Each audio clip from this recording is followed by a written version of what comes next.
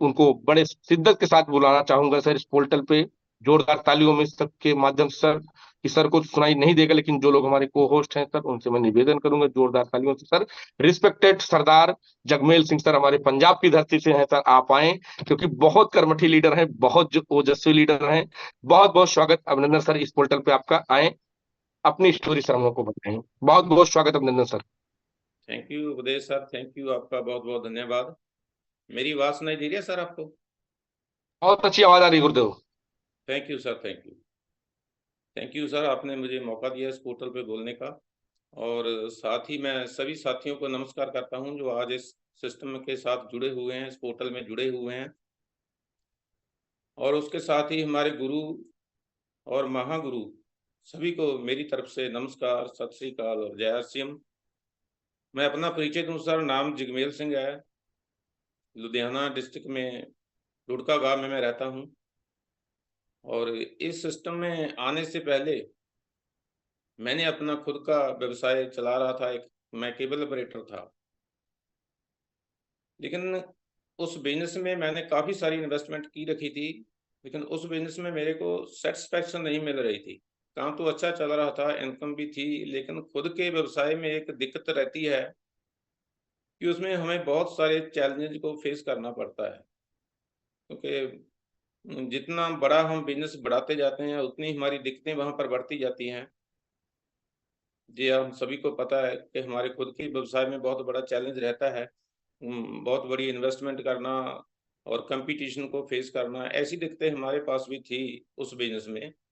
लेकिन मैं चाहता तो था कोई कि मेरे को कोई ऐसा बिजनेस मिले जिसमें इन्वेस्टमेंट बहुत कम हो, ना के बराबर हो, लेकिन इनकम हो। लेकिन कोई ऐसा व्यवसाय नहीं मिल रहा था, क्योंकि ट्रेडिशनल बिजनेस में कोई ऐसा व्यवसाय नहीं है ही नहीं है जहां हमारी इन्वेस्टमेंट ना हो। लेकिन अचानक परमात्मा की कृपा से हम एक दिन हमारे ऑफिस में बैठे थे, तो मेरे मेरे पास 3 लोग आए, गाड़ी से उतरे। उनके पास किट थी, लेकिन उनको देख के मैं समझ गया ये कोई कंपनी वाले लोग हैं। तो मेरा पार्टनर मेरे साथ बैठा था, लेकिन मेरे को इन चीज़ों से नफरत हुई थी थोड़ी सी, क्योंकि मेरे को पहले एक व्यक्ति ने किसी और कंपनी में मेरे को ज्वाइन करा दिया था 20-25 हज़ार रुपया लेके। लेकिन उसमें काम तो मैंने नहीं किया था, पीछा छुड़वाने के लिए मैंने उसको जो अमाउंट उसने मांगी दे दी। लेकिन उस दिन से मेरे मन में एक थोड़ा डर सा बैठ गया था कि ये कंपनी आती हैं और हमारे को गुमराह कर जाती हैं, पैसे पूसे लेके भाग जाती हैं, ऐसा मेरे मन में ख्याल था, डर था। जैसे ही वो व्यक्ति हमारे ऑफिस में आए, तो उन्होंने बातचीत करनी शुरू की। तो मैं सुनना नहीं चाहता था, मैं मना कर रहा था कि मैंने सारे ये ऐसे काम करने ही नहीं है। तो उन्होंने मेरे को एक बात कही वहां पर कि सर जी, आप पहले इसको सुन लीजिए, डिसीजन आपका बाद में होगा। आपका डिसीजन है, करना ना करना तो आपके हाथ में है, लेकिन एक बार सुन लेंगे तो आपको क्लियर हो जाएगा। तो मैंने कहा सुनाओ। उन्होंने सुनाना शुरू किया मेरे को, आरसीएम सिस्टम का जो मार्केटिंग प्लान था वो देना शुरू किया।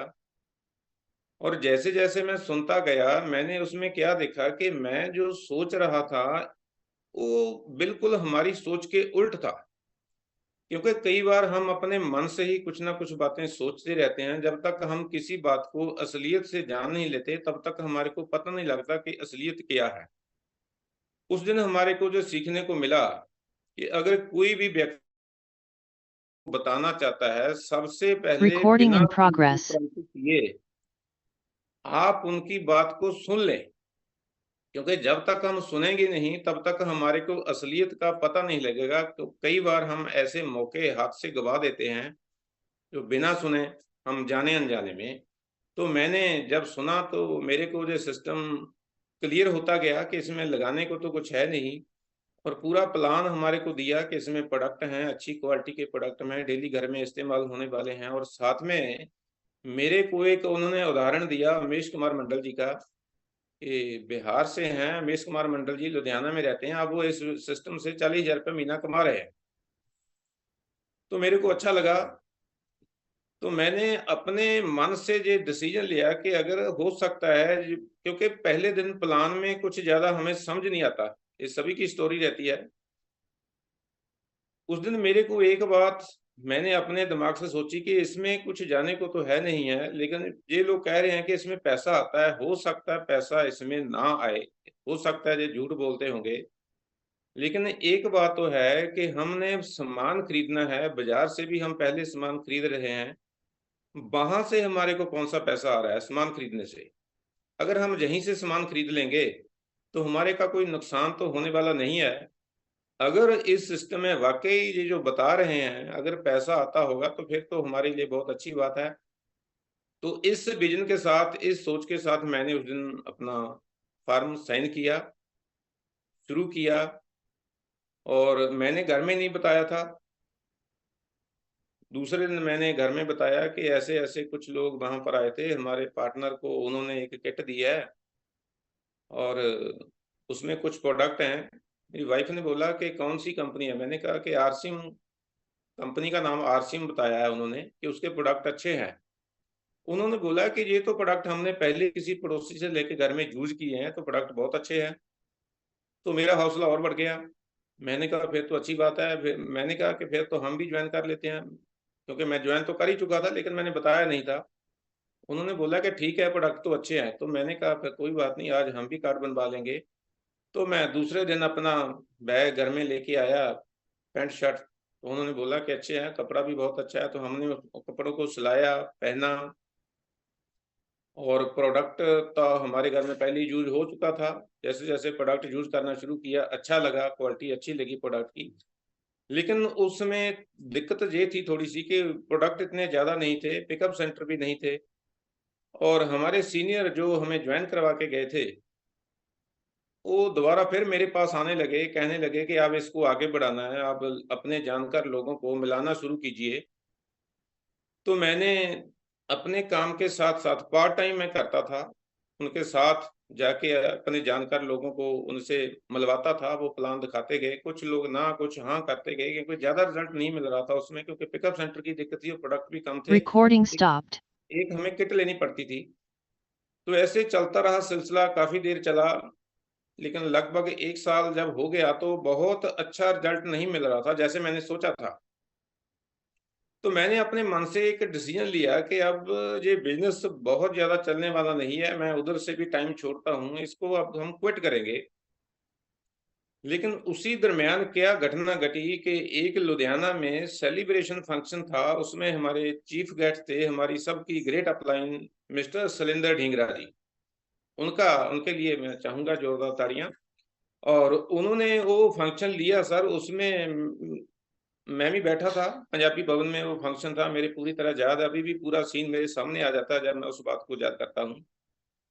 तो जब उन्होंने बोला, अपना भाषण दिया, सब कुछ बताया अपने बारे में, तो उन्होंने एक बात वहां पर बोली कि अगर आपका बिजनेस आज कुछ भी है, चाहे कम चल रहा है चाहे ज्यादा चल रहा है, अच्छा नहीं चल रहा, लेकिन गलती से भी इस बिजनेस को कभी छोड़ना मत, ये गलती मत कर लेना। उन्होंने बताया था कि मेरे साथ भी ऐसा ही हुआ है, हम भी ऐसे ही कामयाब हुए हैं इस बिजनेस में, ये तो बिजनेस का पार्ट है, अप डाउन होता रहता है, अभी हमारी शुरुआत है। तो वो बात मेरे को टच कर गई। मैंने उसी दिन डिसीजन ले लिया कि अब इस सिस्टम को छोड़ना नहीं है। ये कि क्योंकि मेरे को पता चल गया कि हमारे साथ ही नहीं हो रहा है, सबके साथ ऐसा ही हो रहा है। तो उस दिन से मैंने अपना डिसीजन बदला और इस बिजनेस को सीखना शुरू किया, अच्छे तरीके से इसको गहराई से समझा, करना शुरू किया, अपलाइन की सपोर्ट तो लेते रहे। और फिर क्या हुआ, लगातार जब इसमें कंटिन्यू किया, सीखते सीखते बढ़ाते गए, करते गए, तो इसमें मेरे को कामयाबी मिलने लगी। जो पहली मेरी इसमें इनकम आई 782 रुपए की आई, और इसको और शिद्दत के साथ किया और सीख कर किया तो लीडरशिप की इनकम मेरे को 13,000 रुपए की आई। फिर रॉयल्टी इनकम आई 20,000, 30,000, 40,000, और टेक्निकल की इनकम में मैं पहुंचा वहां 50,000, 50,000 प्लस की भी इनकम मेरे को इस सिस्टम के माध्यम से आई। लेकिन मैंने क्या देखा कि इस सिस्टम को जब तक हम सीखते नहीं हैं, समझते नहीं हैं, तब तक हमारे मन में बहुत सारे ख्याल, नेगेटिव पॉइंट उठते रहते हैं। तो इसी दरमियान हम आगे बढ़ते गए, पिकअप सेंटर खुलवाने शुरू किए अपनी अपलाइन की गाइडेंस के साथ। हमने मुल्लापुर में पिकअप सेंटर खुलवाया, फिर मंडी अहमदगढ़ में खुलवाया, और हमारे एरिया में खुद में पिकअप सेंटर नहीं था, डेलो में। तो अपलाइन ने हमारे को कहा कि आप अपने एरिया में भी पिकअप सेंटर खुलवाएं, क्योंकि यहाँ से लोगों को उठकर जाना पड़ता है मंडी अहमदगढ़, जहाँ मलेरकोटला जाना पड़ता है, जहाँ लुधियाना में जाना पड़ता है 30-35 किलोमीटर की दूरी पर। तो हमने अपने पड़ोस के एक हमारे रहते हैं, उनको हमारी अपलाइन से जानकारी दवाई पिकअप सेंटर के बारे में। तो उन्होंने पिकअप सेंटर की शुरुआत की, लेकिन मैंने एक चीज देखी है कि पिकअप सेंटर जब लोग शुरू करते हैं तो शुरू शुरू में उनको इनका ज्ञान नहीं रहता ज्यादा कि पिकअप सेंटर का सिस्टम क्या है। शुरू तो कर लेते हैं मोटिवेट होके, लेकिन उन्होंने भी ऐसे ही किया।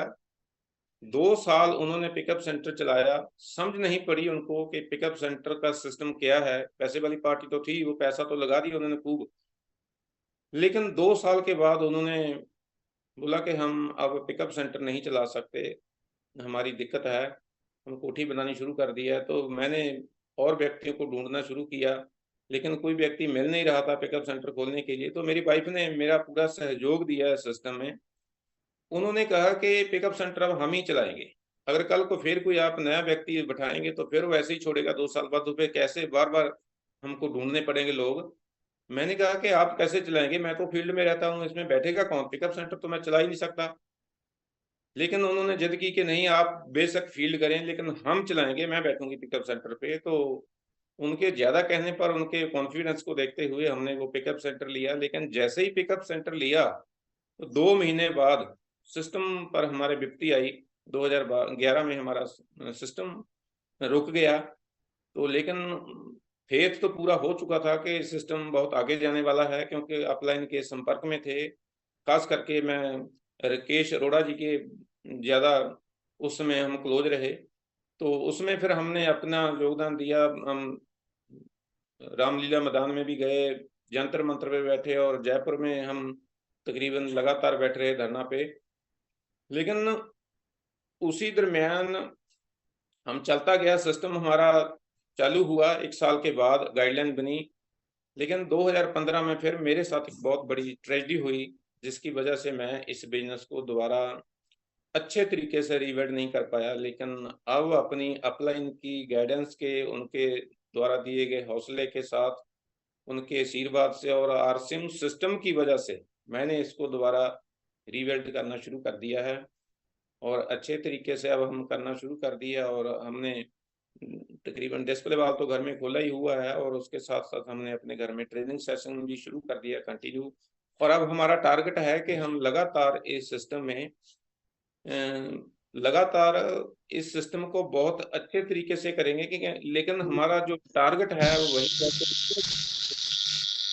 ज्यादा से ज्यादा अचीवर पैदा करने हैं। अब हमने, यही हमारा टारगेट है, और इसी टारगेट के साथ अब हम दोबारा इस सिस्टम को रिबिल्ड कर रहे हैं। मैं सभी अपनी गुरुओं का, महागुरुओं का धन्यवाद करता हूं, जिनकी वजह से मैं आज इस सिस्टम में हूं, और आगे पूरा उनकी गाइडेंस के साथ प्रयास कर रहे हैं। और समय का अभाव है, हमारा समय भी हो चुका है। और आप सबका, हमारी ग्रेट अपलाइन का, सिस्टम का मैं तहे दिल से धन्यवाद करता हूं। और चाहता हूं कि हमारी अपलाइन हमारे पर अपना आशीर्वाद बनाए रखे, और हमें इस सिस्टम में कामयाब होने के लिए जो भी प्रयास करना पड़ेगा हम करते रहेंगे। Thank you sir. Over to Updesh Mishra ji. Thank you sir.